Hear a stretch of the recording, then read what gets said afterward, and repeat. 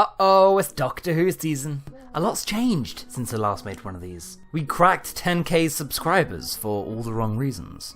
So with all this new attention on this channel, both good and bad, hi, I'm Sam. I'm just a guy with weird taste and loud opinions about a very special sci-fi show. But hey, no more of those scary politics. You want to talk a real controversial Doctor? Let's talk 6. The most audacious, in-your-face era of classic Who. It's also the most contested. I learned the hard way that there are some very sensitive types when it comes to Baker's era. Like, do these guys not know that it's commonly, famously, the most hated period of the show? No? Well, lucky for them, I actually side with them. I love this era. Or at least whatever it was going for. I think everything symptomatically wrong with this season can be found in earlier Peter Davison stories, and even traced back to Tom Baker's era. I think there is an incredibly good pool of writers, great cast, just wanting to leap out, but being stuck in the way of John Nathan Turnerisms. There is something to enjoy in each of these terribly infamous stories.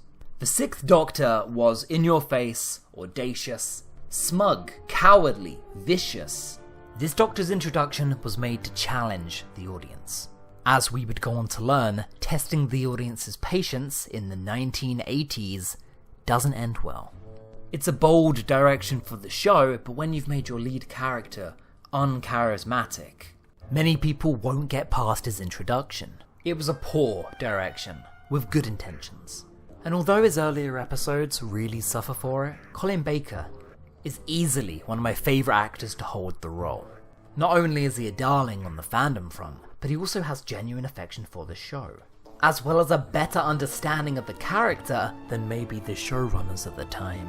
So when 20 years later he returns to the role, Colin Baker is given full creative control. And it turns out his interpretation of the Doctor is the exact opposite of what he was given. It's also one of the best. Who knew that you get great performances when you respect your actors? His run is a series of what-ifs. What if he'd had another season? What if they'd got him out of that awful coat? What if the Doctor had better chemistry with his companions?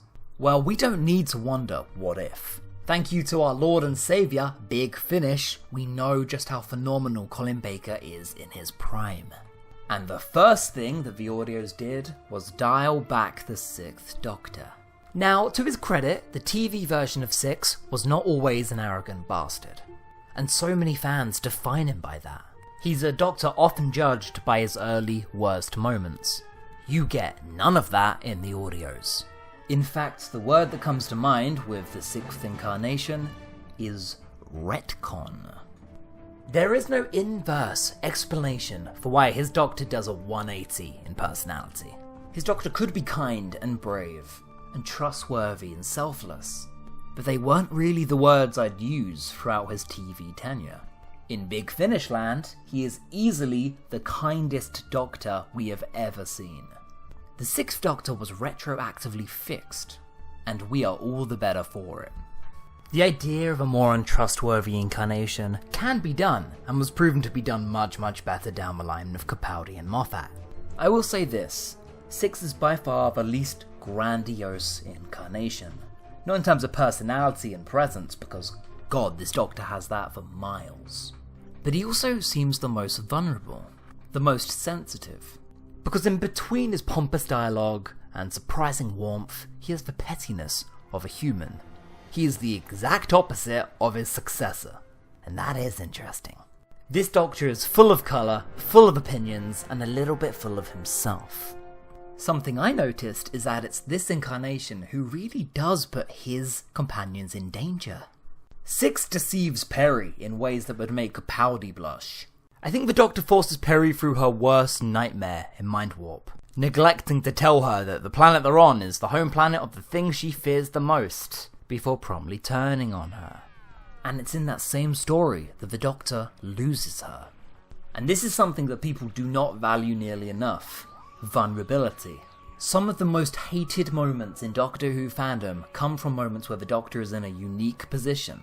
What you might consider to be out of character is also exploring new ground. I don't know, vulnerability is interesting, and the 6th Doctor has it in spades. Let's do it. Speed round. The top 5 stories. The Apocalypse Element. The Apocalypse Element is a shouty Dalek action fest. 2 hours of loud, high-concept space opera.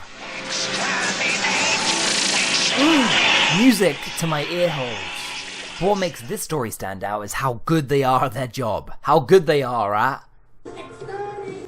Yeah, you tell him, Colin.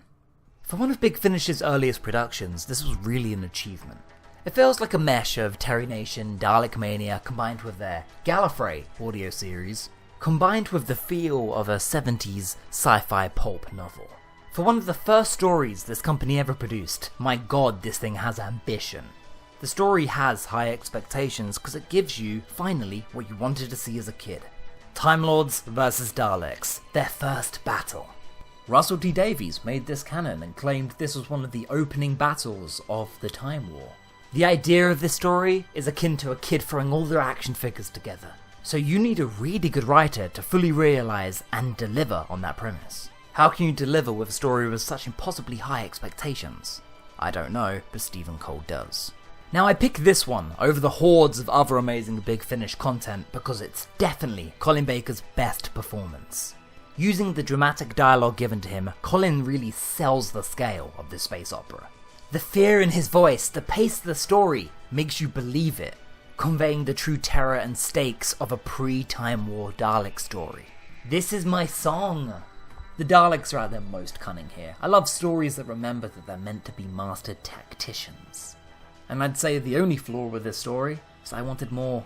I wanted more Romana, I wanted more Evelyn, more Gallifrey, I just wanted more. And that's not really a criticism. Number 2, Attack of the Cybermen. Despite his short tenure, Colin Baker got a great story with both the Daleks and the Cybermen. I picked this one because it's severely underrated. Often written off for being symptomatic of Six's early issues, there's obnoxious bickering, extreme violence, and an over-reliance on existing Doctor Who lore.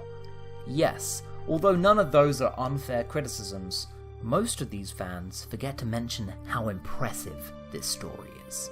Somehow, on a BBC budget, they made a high-scale, bloodthirsty action epic, and it remembers exactly what makes the Cybermen so effective. In amongst all the explosions, conversions, you'll forget that it's just a bunch of plotty guys in suits who can't see where they're going. It's a very big, weird story to throw a newly regenerated Doctor into. If this aired today, it would definitely be a season finale, and not a season opener. Everything on Telos had my jaw wide open. This is some of the most impressive stuff in Classic Who. After 5 years of stuffy sets, I forgot that Doctor Who can go on location.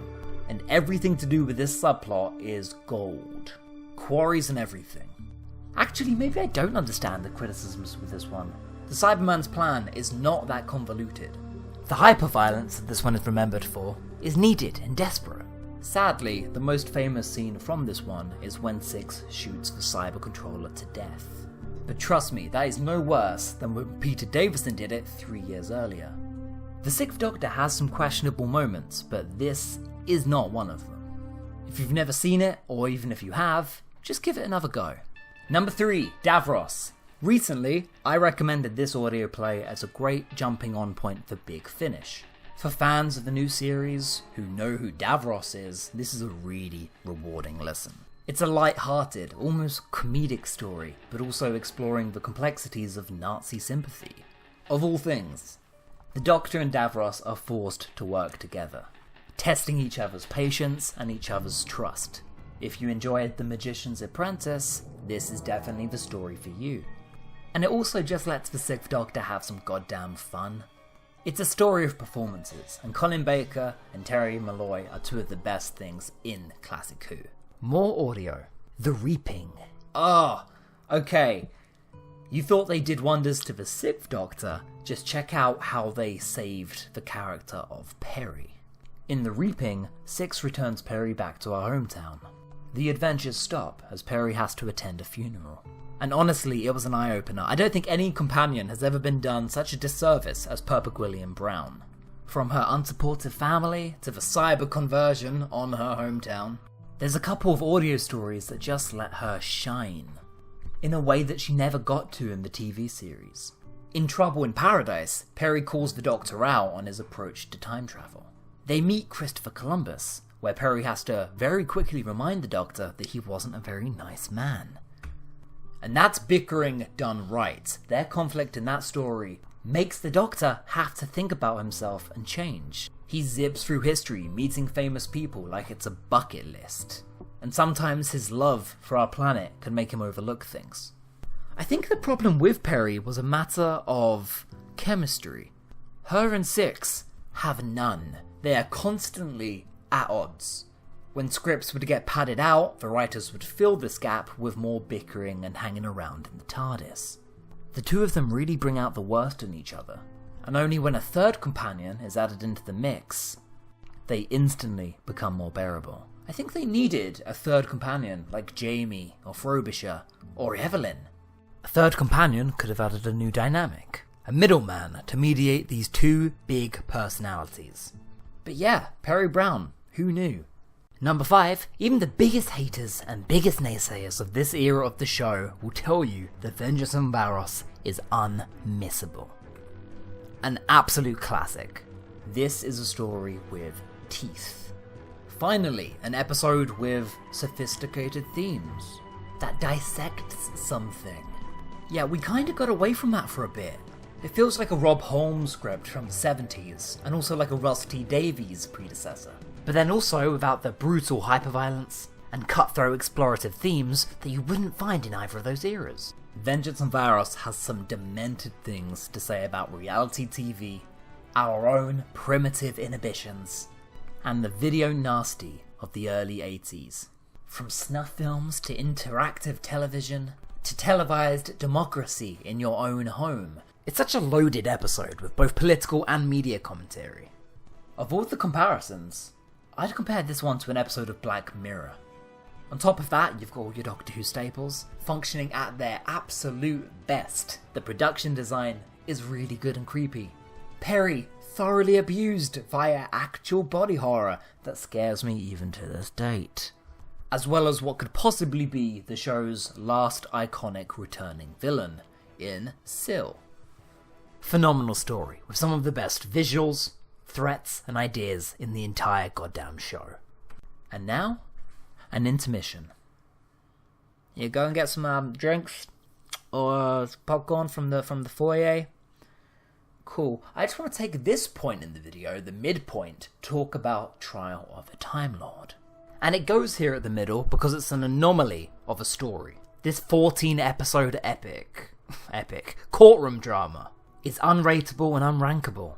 I grew up with all 4 of these stories. This box set was classic Who to me.